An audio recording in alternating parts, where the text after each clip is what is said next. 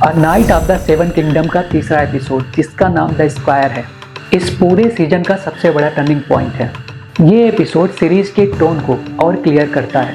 ये कहानी केवल स्वॉर्ड्स और बैटल्स की नहीं है, बल्कि आइडेंटिटी, लॉयल्टी और मेंटोरशिप की है। नमस्कार भारत, आप देख रहे हैं ऑडियंस ऑफ सिनेमा।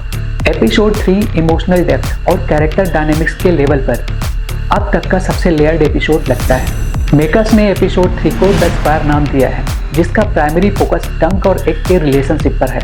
इस एपिसोड में डंक का कैरेक्टर धीरे धीरे और गहरा होता चला जाता है। वो अपनी रिस्पॉन्सिबिलिटी को सीरियसली लेना शुरू करता है। डंक और एक के बीच की बॉन्डिंग और गहरी होती दिखती है। डंक एक को एक स्क्वायर के बेसिक काम सिखाता है। इस सीन में डंक की नाइवनेस और एक की स्मार्टनेस क्लियर कट दिखाई देती है। एक का रोल सिर्फ एक कंपेनियन या स्क्वायर से बढ़कर एक स्ट्रेटेजिक थिंकर का हो जाता है। इस एपिसोड का सबसे बड़ा ट्विस्ट एग की आइडेंटिटी का सामने आना है। हालांकि ऑडियंस को पहले से ही इसके साइन मिल रहे थे, बट इस एपिसोड में आधिकारिक रूप से रिवील हो जाता है कि एग कोई आम लड़का नहीं बल्कि खास है। ये सीक्रेट तब रिवील होता है जब sir Duncan the tall almost मरने वाला होता है। इस सीक्रेट के बाहर आने की टाइमिंग भी कमाल की है, जो किसी फिल्म के क्लाइमेक्स से कम नहीं है। अब तक इस सीरीज में कोई विलेन नजर नहीं आता था, बट पहली बार इस सीरीज में विलेन्स के ग्लिम्स नजर आते हैं, जो इस एपिसोड और सीरीज को मोर एक्साइटिंग बनाने का काम करता है।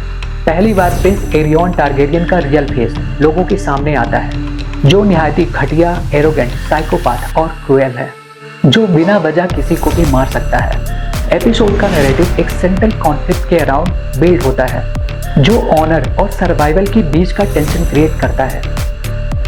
इस एपिसोड में डंक का इमोशनल आर्क काफी स्ट्रॉन्ग है।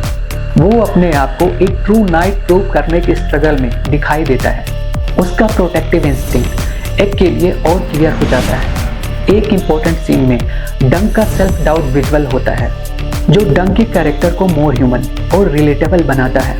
ये portrayal use typical fantasy hero से थोड़ा अलग करता है। इस एपिसोड का रियल हाईलाइट एग है।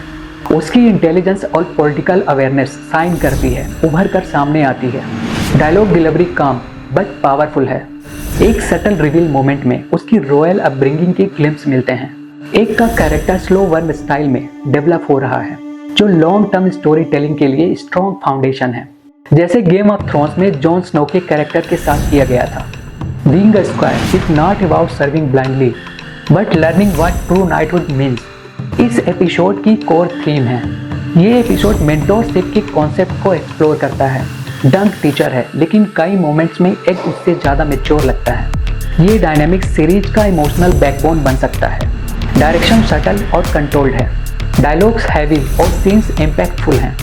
इमोशनल पॉजेस प्रॉपरली यूज किए गए हैं, जो ऑडियंस को फील करने का मौका देते हैं। बैकग्राउंड डिटेल्स वेस्टरोस की वर्ल्ड बिल्डिंग को प्रॉपरली इन्हेंस करते हैं। इस एपिसोड में स्मॉल लॉर्ड्स और लोकल पॉलिटिक्स को और क्लियरली शो किया गया है। सोशल हायरार्की, नाइटली रेपुटेशन और ऑनर वर्सेस पावर, ये सब एलिमेंट्स वेस्टरोस को मोर रियलिस्टिक और लेयर्ड बनाते हैं। म्यूजिक सटल है और इमोशनल टोन को सपोर्ट करता है बिना ओवर ड्रामेटिक हुए। अगर रेटिंग की बात करें तो ऑडियंस ऑफ सिनेमा इस एपिसोड को 3.9 आउट ऑफ 5 स्टार देता है। इस एपिसोड में एक सॉन्ग गुनगुनाता है, जो ब्लैक फायर रेवेलियन की याद दिलाता है, जो यह दिखाता है कि कैसे टारगेरियन खानदान अंदरूनी कला से गुजर रहा है और लोग अब टारगेरियन शासन से उतने डरे हुए नहीं हैं, जितने वे ड्रैगन के टाइम में थे। Episode 3 the squire clearly establish करता है कि a knight of the seven kingdom एक character driven slow burn fantasy drama है। ये शो स्पेक्टिकल से ज़्यादा रिलेशनशिप और मोरल कॉन्फ्लिक्ट पर फोकस करता है।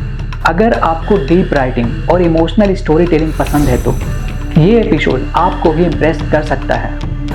अभी के लिए इतना ही। अपनी राय, सुझाव और गिले शिकवे नीचे कमेंट सेक्शन में लिखना ना भूलें। अगर वीडियो पसंद आया हो तो अपनी फ्रेंड एंड फैमिली के साथ शेयर कीजिए। मिलते हैं आपसे नेक्स्ट मूवी में। तब तक के लिए जय हिंद, जय भारत और आपकी भी जय।